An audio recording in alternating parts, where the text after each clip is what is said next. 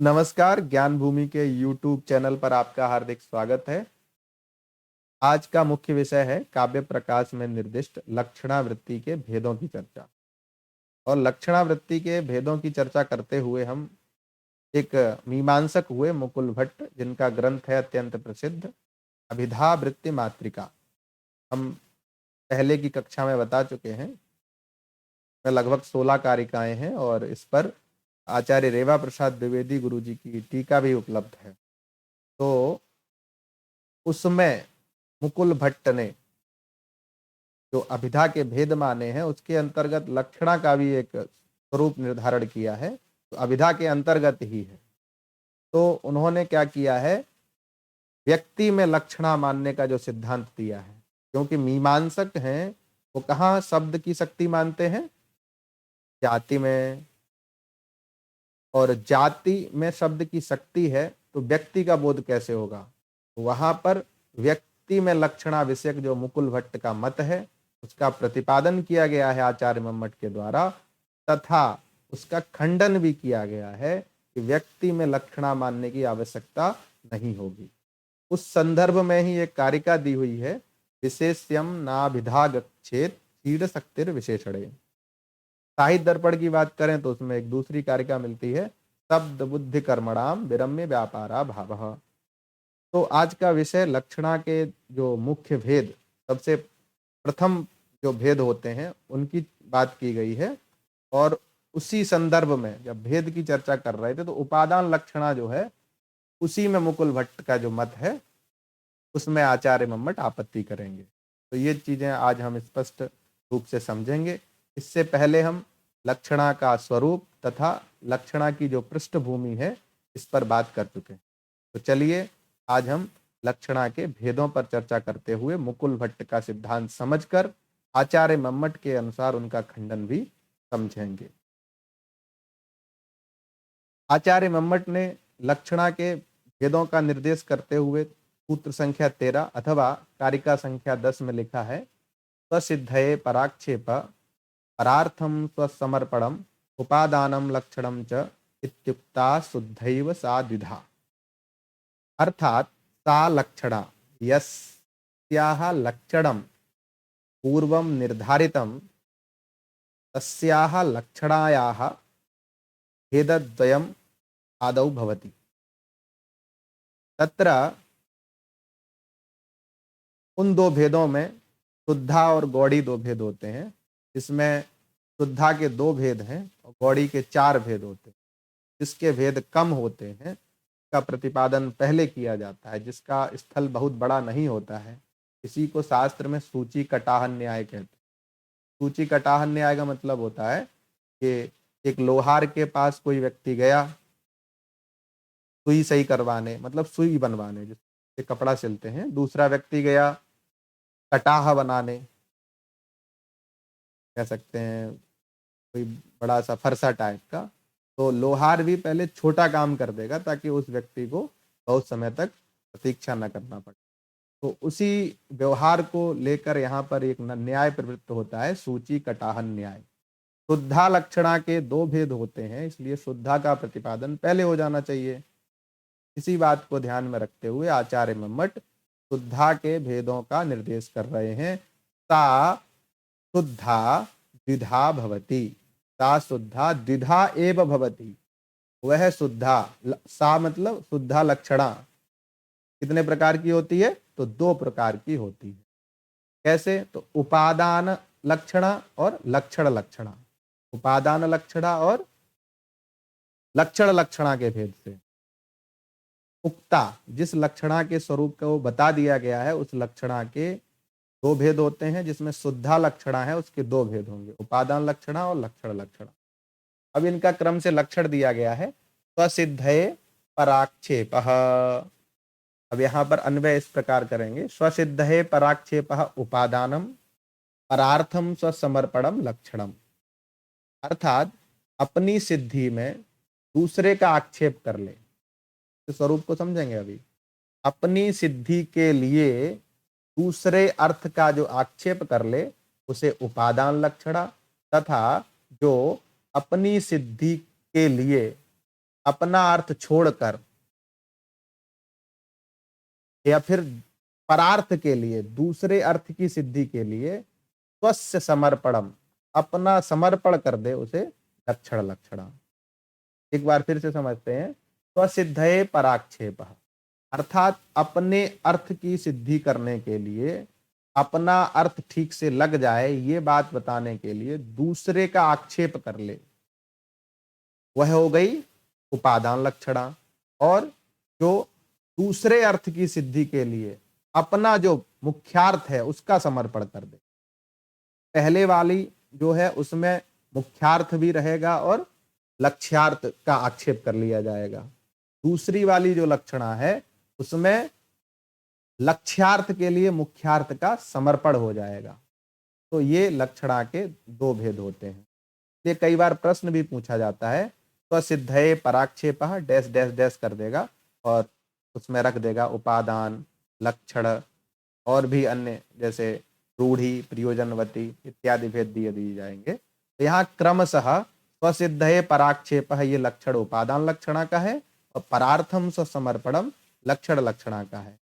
और ये किसके भेद हैं? तो शुद्धा लक्षणा के दो भेद होते हैं। अब शुद्धा के दो ही भेद क्यों होते हैं, ये इसका जो शुद्धा और गौड़ी का जो भेदक है इसकी बात की जाएगी तो उसी स्थल पे बताएंगे। सबसे पहले हम इनके क्रमशः उदाहरणों को समझेंगे। तो आचार्य मम्मट उसी क्रम में, जिस क्रम में इनका निर्धारण किया गया है कि स्वसिद्धये पराक्षेप उपादानम भवति, परार्थम स्वसमर्पणम लक्षणम भवति, पूर्वम उपादान लक्षणायाः लक्षण निर्देशः अत्र प्राप्यते, अतः वृत्तौ आचार्य मम्मटः उपादान लक्षणायाः यत् लक्षणमस्ति तस्य लक्षणस्य वृत्तौ स्पष्टीकरणं करोति। कथम्? इदानीं पश्यामि। कुन्ताः प्रविशन्ति, यष्टयः प्रविशन्ति इत्यादौ कुन्तादिभिः आत्मनः प्रवेशसिद्ध्यर्थं स्वसंयोगिनः पुरुषाः आक्षिप्यन्ते, ततः उपादानेन इयं लक्षणा। उपादानेन इयं लक्षणा, उपादान अर्थात होता है उपसमन्तात् आदानम, ग्रहण करना, किसी दूसरे अर्थ को ग्रहण करने के कारण इसका नाम ही अनवर्थ संज्ञा है उपादान लक्षण। उपसमन्तात् आदानम उपादानम, उपादानेन लक्षणा उपादान लक्षणा, इस प्रकार यहाँ पर अनवर्थ संज्ञा है उपादान की। तो किस प्रकार? कुन्ताः प्रविशन्ति, यष्टयः प्रविशन्ति, इनका अर्थ होगा कुंते, कुंत जो भाले हैं, कुंत मतलब क्या होता है? भाला, भाले प्रवेश कर रहे हैं। यष्टि मतलब होता है लाठी, और लाठियां प्रवेश कर रही हैं।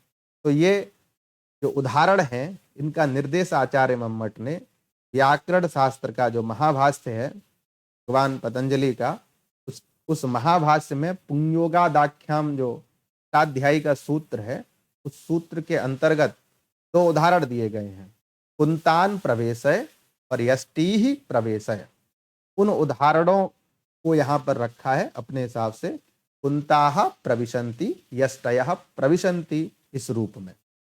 कुंताः प्रविशन्ति, भाले प्रवेश कर रहे हैं, यष्टयः प्रविशन्ति, लाठियां प्रवेश कर रही हैं। हम लोग आम भाषा में भी कह देते हैं उनकी शादी में बुलेरो ही बिलोरो आई थी, या फिर ये कह देते हैं उनकी शादी में स्कॉर्पियो स्कॉर्पियो आई थी। कई बार क्या होता है, बहुत लोग बंदूकधारी आ जाते हैं, पहले बंदूकें तो होती नहीं थी, तो यष्टयः प्रविशन्ति, तो कह देते हैं कि उनकी शादी में बहुत सारी बंदूकें आई थी। तो यहाँ पर न बंदूकें आ सकती हैं न बुलेरो आ सकती हैं, क्योंकि ये सब अचेतन है। जो आनयन क्रिया है, ये क्रिया चेतन पदार्थ में ही संभावित हो सकती है।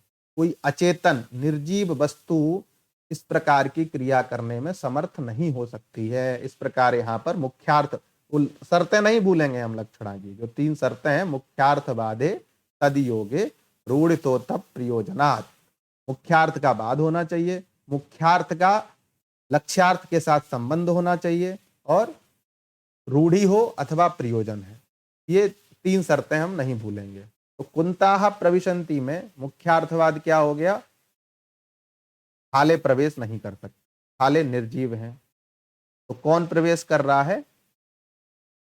भालाधारी प्रवेश कर रहे हैं। अब ये उदाहरण किस संदर्भ में कहे होंगे?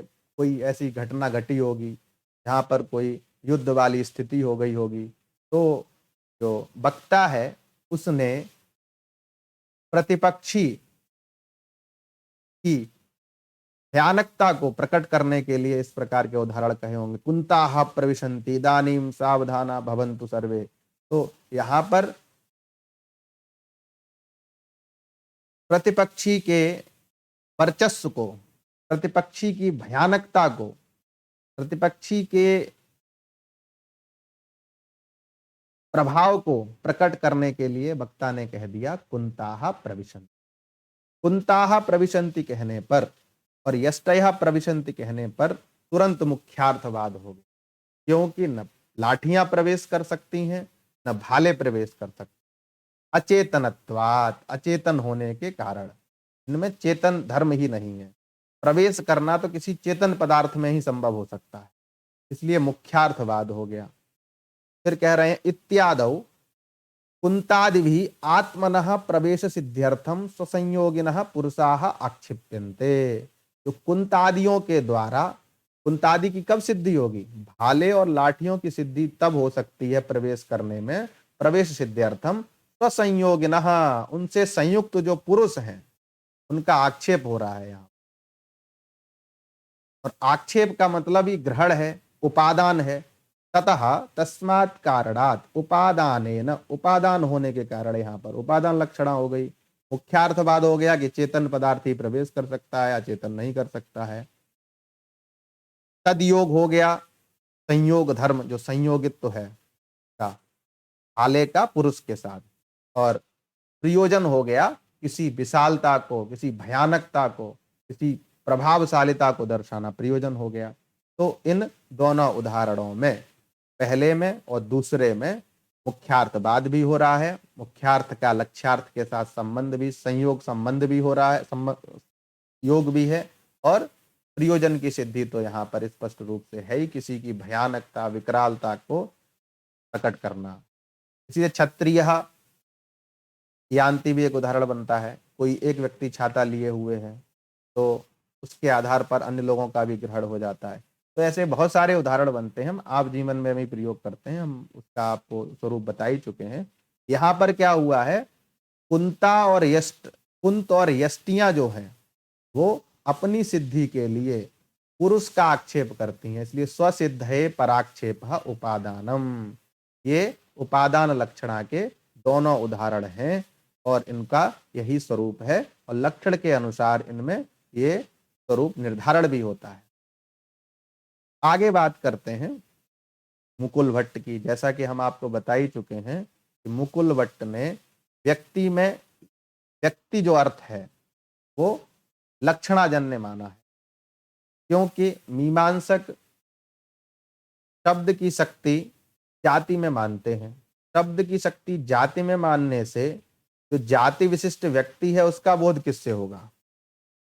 जब हम संकेतक ग्रह पढ़ रहे थे तो उस समय बताए भी थे, और उसका यही प्रयोजन था। क्यों निर्देश किया आचार्य मम्मट ने? जब व्याकरण के अनुसार ही सारे सिद्धांतों को लेकर चलना है, हम व्याकरण सिद्धांत को छेड़कर अपना नया सिद्धांत प्रतिपादित नहीं कर सकते हैं, तो फिर मीमांसा के सिद्धांत की, न्याय के सिद्धांत की, बौद्ध के सिद्धांत की जो रूपरेखा प्रदर्शित की, उसकी क्या आवश्यकता थी? का मूल प्रयोजन यही था कि गौरनुबंध्या जो उदाहरण है उसमें जो मुकुल भट्ट का मत है का खंडन।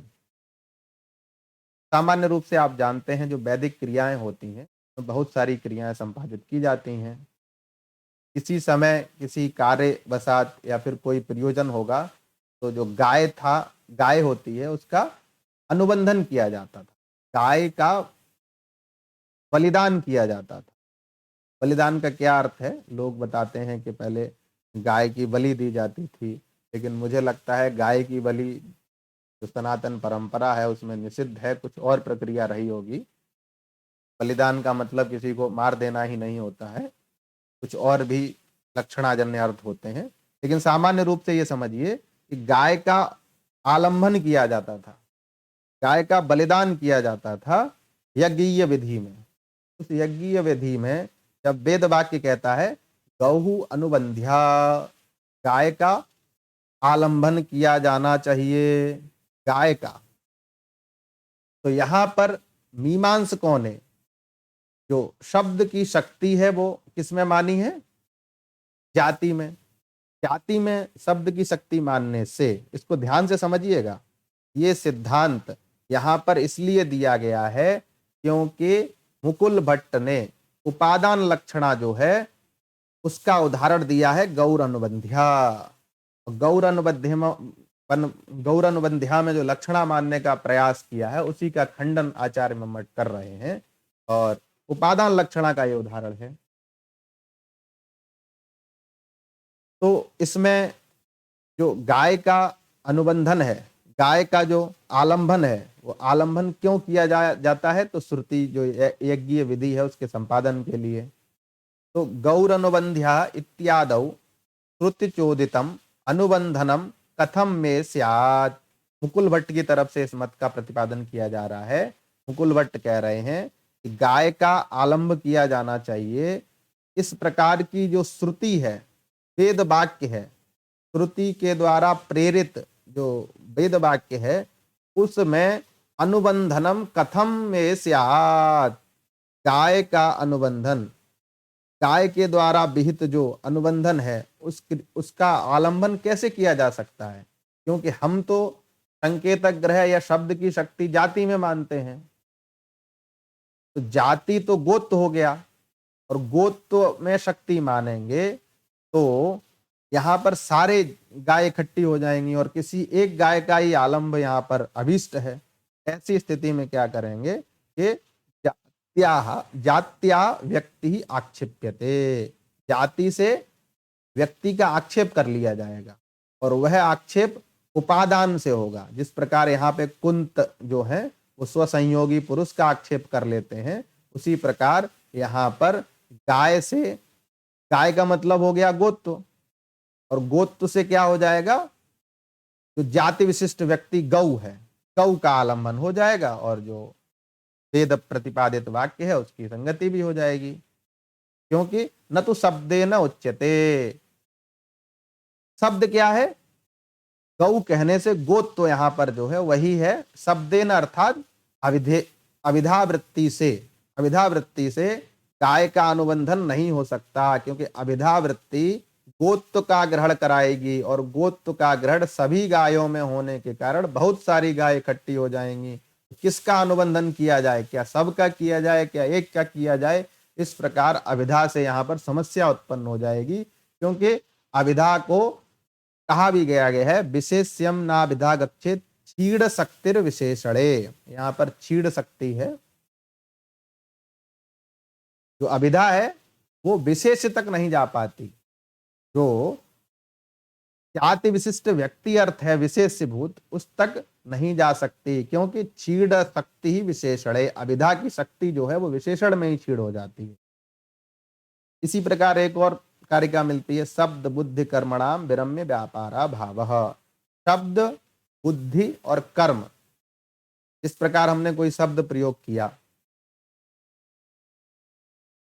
गाम आनय, तो यहां पर गाम आनय कहने से एक बार गाम कहा तो एक ही बार ग्रहण होगा। उसी प्रकार बुद्धि भी एक कालावच्छेदिन एक ही विषय को ग्रहण कर सकती है। शब्द भी एक कालावच्छेदिन एक ही अर्थ को प्रदान कर सकता है, दूसरे अर्थ को प्रदान नहीं कर सकता है।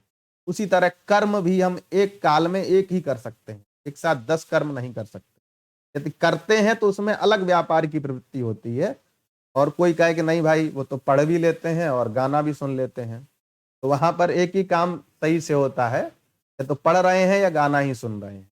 दोनों काम अगर एक साथ कर रहे हैं तो दोनों में से कोई काम ठीक से नहीं कर पाएगा, क्योंकि जो कर्म है वो भी एक बार एक तरफ ही प्रवृत्त हो सकता है। यदि गाना सुनेंगे तो पढ़ाई से डिस्ट्रैक्ट हो जाएंगे, पढ़ाई करेंगे तो गाने से डिस्ट्रैक्ट।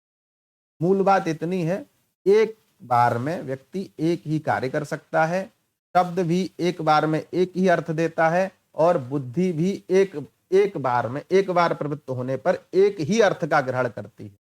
इसलिए शब्द बुद्धि कर्मणाम विरम्य व्यापारा भावा, शब्द बुद्धि और कर्म अगर एक बार रुक जाए तो दोबारा व्यापार करने नहीं कर सकते। हालांकि जो सोयम ईश्वर दीर्घ दीर्घ तरो व्यापार का जो सिद्धांत मिलता है वो इससे भिन्न है, लेकिन सामान्य रूप से हम अपने अनुभव में भी देखते हैं कि एक बार इन चीजों का प्रवृत्त होने के बाद दोबारा फिर से दूसरे व्यापार की कल्पना करनी पड़ेगी, और अभिधा व्यापार जो है वो मुख्यार्थ तक ही सीमित होता है, और गौ कहने से गोत्व मुख्यार्थ आएगा, न कि गोत्व विशिष्ट व्यक्ति जो है गाय है उसका ग्रहण किया जा सकता है। ये सिद्धांत किसका है? मुकुल भट्ट का। मुकुल भट्ट इस कारिका के माध्यम से विशेष्यम ना विधा गच्छेत क्षीण शक्तिर विशेषणे, इसी क्रम में एक और सकृत एव उच्चरितः शब्द सकृत एव अर्थम गमयति, एक बार उच्चारित किया गया शब्द एक ही अर्थ को दे सकता है। इस प्रकार के सिद्धांत मिलते हैं। मूल रूप से बात इतनी है कि अभिधा जो है वो विशेष तक ही उसकी अभिधा की जो शक्ति है, यहाँ पर माफ करिए जो मैं पहले बोल गया हूं शायद, तो यहाँ पर क्या है, जो अभिधा है उसकी विशेषण में ही शक्ति क्षीण हो जाती है। जो विशेष भूत जो गोत्वा भिन्न गौ जो है उसका बोध नहीं हो सकता अभिधा के द्वारा, इसलिए यहाँ पर उपादान लक्षणा करनी पड़ेगी, और उपादान लक्षणा से ये गाय का अनुबंधन कर लेंगे और श्रुति वाक्य है उसकी सिद्धि भी हो जाएगी। तो इस आधार पर आचार्य जो मुकुल भट्ट हैं उन्होंने इस उदाहरण को उपादान लक्षणा का उदाहरण माना है, परंतु आचार्य मम्मट कह रहे हैं इति न्यायाद इति उपादान लक्षणा तो नो उदाहर्तव्या, यहाँ पर उपादान लक्षणा नहीं करनी चाहिए। ऐसे कोई तरीका थोड़ी है कि आप उपादान लक्षणा कर लेंगे, क्योंकि लक्षणा के लक्षण में स्पष्ट रूप से कहा गया है नहीं यत्र प्रयोजनम अस्ति न वा रूढ़िरियम। लक्षणा के लिए या तो प्रयोजन होना चाहिए या रूढ़ी होना चाहिए। फिर से मुकुल भट्ट यदि कहें कि हम रूढ़ी मान लेते हैं, बहुत समय से जो व्यक्ति है वो अनादि है और इस आधार पर रूढ़ी कर लेंगे, तो कह रहे हैं यहाँ पर आचार्य मम्मट के रूढ़ी वहां होती है जो अनादि परंपरा होती है, और व्यक्ति की अनादि परंपरा तो नहीं है। प्रत्येक व्यक्ति का जन्म मृत्यु का जो क्रम है वो निश्चित है। इस आधार पर वस्तुतः व्यक्ति शब्द की अनादि परंपरा है, लेकिन व्यक्ति का जो अर्थ है उसकी अनादि परंपरा न होने के कारण यहाँ पर रूढ़ी भी नहीं मानी जा सकती, और प्रयोजन तो कोई है ही नहीं। इसलिए क्या करिए आप, व्यक्ति अभिनाभावित्वात्तु जात्या व्यक्ति आक्षिप्यते।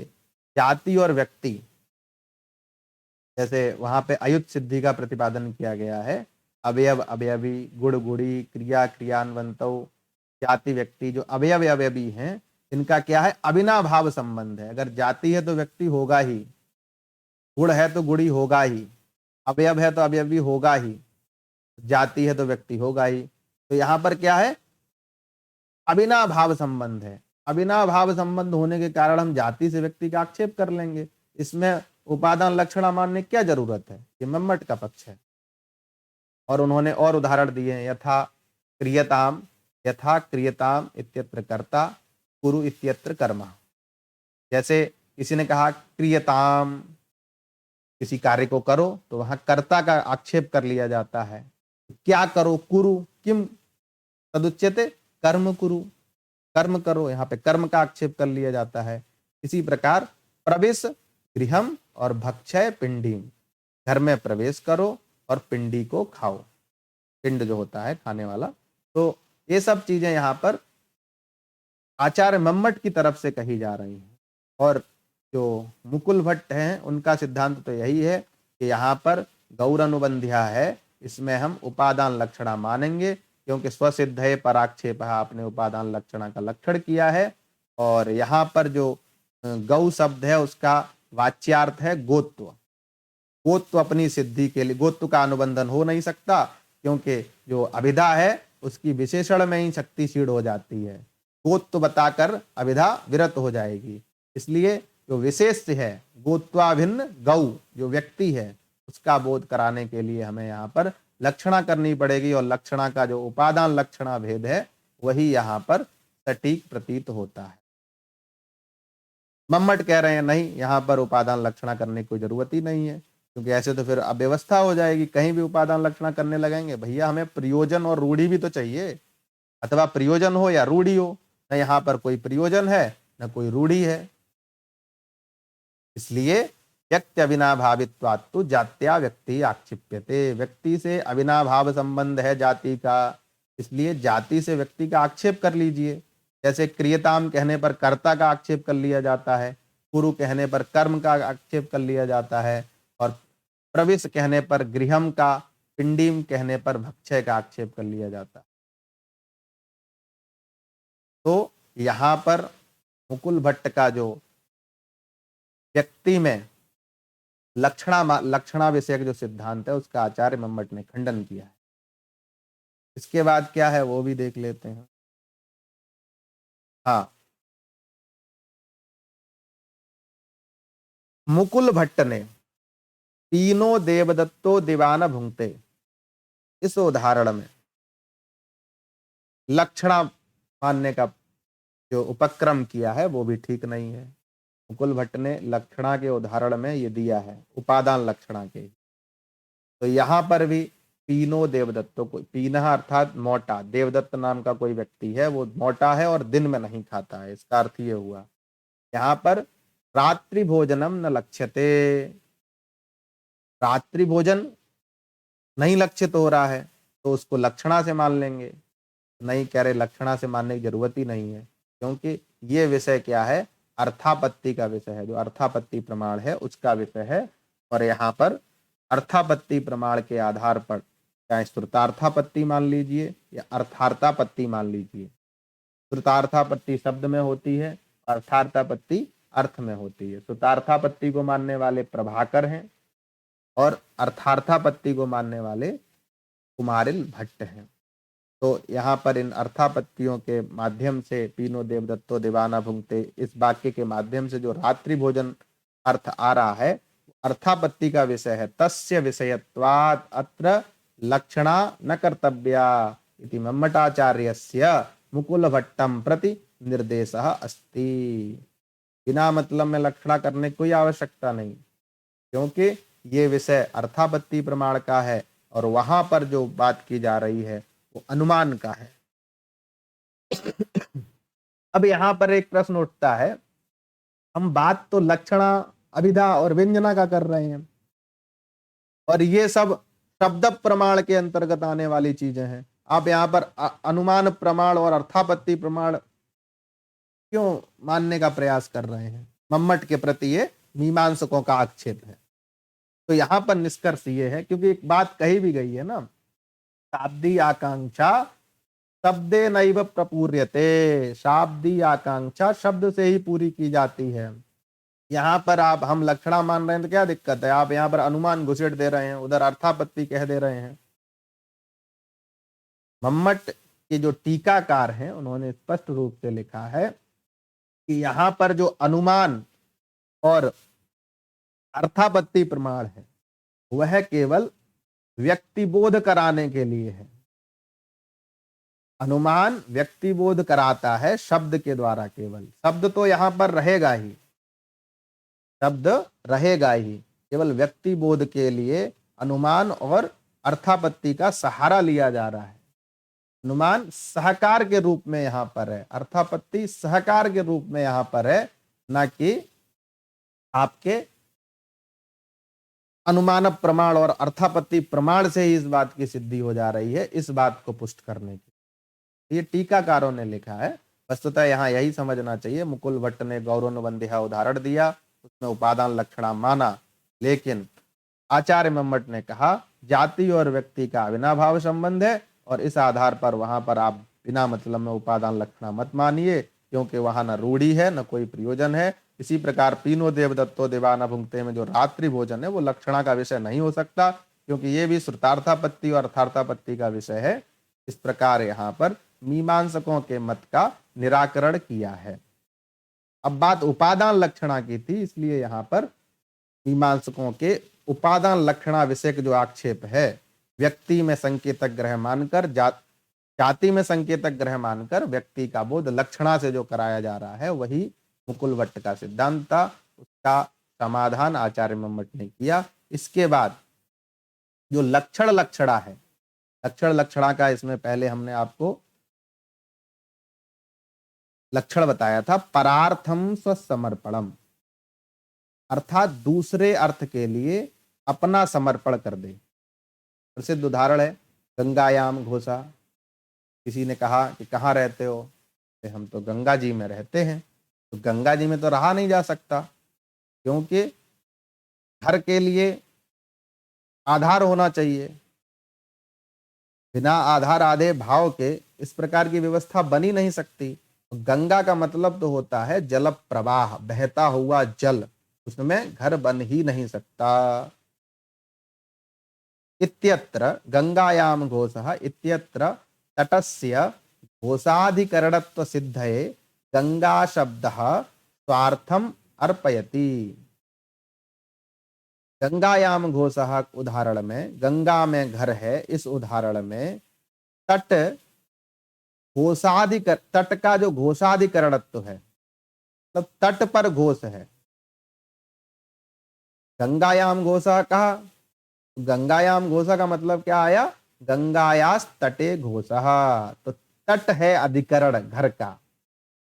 तट की अधिकरणता की जो सिद्धि हो रही है, उसमें गंगा शब्द का जो जल प्रवाह अर्थ है, वह गंगा शब्द का जल प्रवाह अर्थ ही स्वार्थ है, और उस स्वार्थ का समर्पण हो गया है। इसलिए यहाँ पर इत्येवं आदौ लक्षणेन ऐसा लक्षणा, इस प्रकार यहाँ पर लक्षण जो बताया है, स्वार्थ परार्थम स्वसमर्पणम, लक्षित होने के कारण तट लक्षित हुआ, किससे, जल प्रवाह से।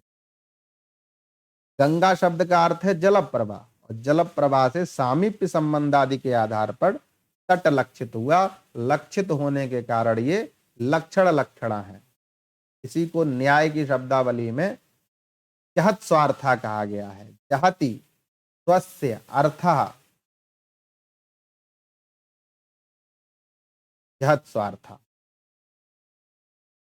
समर्पित हो जाता है स्वयं का अर्थ जिसमें, और अजहत स्वार्था उपादान लक्षणा को कहा गया है। इस प्रकार के बहुत बार प्रश्न बन चुके हैं। ऐसे ये प्रश्न की सीरीज नहीं है, लेकिन फिर भी समझते जाइए। अजहत स्वार्था का ही दूसरा नाम है उपादान लक्षणा, और जहत स्वार्था का ही दूसरा नाम है लक्षण लक्षणा। न्याय में जहत स्वार्था और अजहत स्वार्था, वेदांत में भी इनका जहत स्वार्था और अजहत स्वार्था नाम से निर्देश किया गया है। और संकेत तो आचार्य विश्वनाथ ने भी लक्षणा के स्वरूप का जब प्रतिपादन किया है और इस भेद का निरूपण किया है, उस समय स्पष्ट रूप से लिख दिया है, इयमेव जहत स्वार्था इयमेव अजहत स्वार्था। इस प्रकार लक्षणा के प्रथमतः दो भेद होते हैं, उपादान लक्षणा और लक्षण लक्षणा।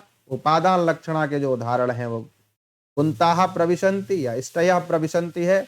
वहां पर कुंत आदि जो है, कुंत अर्थ अपने अर्थ को व्यंजित कराने के लिए, अपने अर्थ को प्रकट करने के लिए पुरुष का आक्षेप करता है। यहाँ पर गंगा शब्द अपने अर्थ का समर्पण कर देता है तट पर घोष रूपी अधिकरण सिद्धि के लिए, घोष के अधिकरण की सिद्धि के लिए। ये उपादान लक्षणा और लक्षण लक्षणा के दोनों उदाहरण आचार्य मम्मट ने निर्दिष्ट किए हैं। अब यहां पर एक बात यह है कि इन दोनों उदाहरणों को, जो लक्षणा के प्रमुख भेद हैं शुद्धा और गौड़ी, उसमें किसके अंतर्गत माना जाए, शुद्धा माना जाए या गौड़ी माना जाए, इसका निर्देश आचार्य मम्मट करते हैं। उभय रूपा च इयम, उभय रूपा च इयम शुद्धा। उभय रूपा अर्थात लक्षण लक्षणा उपादान लक्षणा च इयम उभय रूपा शुद्धा लक्षणा भवति। कथम शुद्धा लक्षणा भवति, उपचारेण अमिश्रितत्वात्, उपचार का मिश्रण न होने के कारण। उपचार का सामान्य अर्थ है सादृश्य, सादृश्याभावेन, यहां पर सादृश्य नहीं है। उपचार का लक्षण आचार्य विश्वनाथ ने किया है, अत्यंतम विस्कलितयो पदार्थयो सादृश्यातिशय महिम्ना भेद प्रतीति स्थगनम उपचार। अत्यंत विस्कलित अर्थात अत्यंत सादृश्य को धारण करने वाले दो पदार्थ जो हैं उनकी भेद की प्रतीति का स्थगन हो जाए, उसी का नाम है उपचार।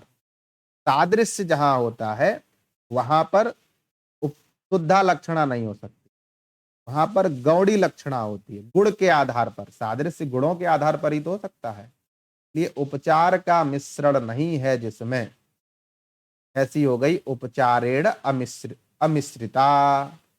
उपचारस्य अमिश्रणम यत्र तस्मात् उपचारेण अमिश्रितत्वात्। इस प्रकार यहां पर समझ लेंगे चीजें। तो लक्षणा के विषय में आचार्य मम्मट ने यहाँ पर लक्षणा का सबसे पहले दो भेद किया है, शुद्धा तथा गौड़ी। शुद्धा लक्षणा के भेद दो ही है, इसलिए उसका लक्षण लक्षणा तथा उपादान लक्षणा का भी प्रतिपादन कर दिया। शुद्धा गौड़ी के भेदक के रूप में यहाँ पर उपचार दिया है, सादृश्य दिया है। जहां सादृश्य संबंध से होगी वहां पर गौड़ी लक्षणा होगी, जहां सादृश्य से इतर कोई संबंध होगा वहां पर लक्षण लक्षणा होगी। तो इस प्रकार आचार्य मम्मट प्रतिपादित जो सामान्य लक्षणा के जो दो भेद हैं उसका हम स्वरूप समझे। आगे की बात दूसरे सिद्धांत को प्रतिपादित कर रही है, जो कि मीमांसकों के सिद्धांत से ही संबंधित है। अनयोः लक्ष्यस्य लक्षकस्य च न भेद रूपम ताटस्थ्यम। तटस्थे लक्षणा नैवम, तटस्थ में लक्षणा मानते हैं, वो सिद्धांत भी किस प्रकार आचार्य मम्मट ने खंडित किया है, पहले उसका स्वरूप समझेंगे, उसके बाद उसका खंडन समझेंगे। यहाँ तक जो उपचारेण अमृतत्वात् वाली बात जहाँ तक कही गई है, यहाँ तक किसी भी प्रकार का भ्रम नहीं होना चाहिए, क्योंकि बहुत ज्यादा भ्रम की स्थिति है ही नहीं। सामान्य रूप से आप समझिए कि स्वसिद्धये पराक्षेपः उपादानम परार्थम स्वसमर्पणम लक्षणम, ये दो उपादान लक्षणा और लक्षण लक्षणा के लक्षण हैं और उनके क्रमशः उदाहरण कुंताः प्रविशन्ति यष्टयः प्रविशन्ति, दो उदाहरण दे दिए उपादान लक्षणा के। लक्षण लक्षणा का उदाहरण दे दिया गंगायाम घोषः। तीनों उदाहरणों में मुख्यार्थवाद भी हो रहा है, मुख्यार्थ का लक्ष्यार्थ के साथ संबंध भी हो रहा है, और रूढ़ी अथवा प्रसिद्धि या प्रयोजन भी यहाँ पर विद्यमान है। तो गंगायाम घोषा में प्रयोजन की बात करेंगे तो शैत्य पावनत्व की प्रतीति यहाँ पर प्रयोजन माना जाता है, इसकी चर्चा की जाएगी। मुझे लगता है इतनी बातों से आज का जो स्थल है वो आपको समझ में आया होगा। यदि फिर भी समझ में नहीं आता है तो आप कमेंट में जिज्ञासा अपनी लिख कर भेज दें, तो हम अग्रिम वीडियो में समझा दिया जाएगा, उसमें अगले अगले वीडियो में उसका समाधान करने का प्रयास किया जाएगा। तब तक के लिए नमस्कार, धन्यवाद।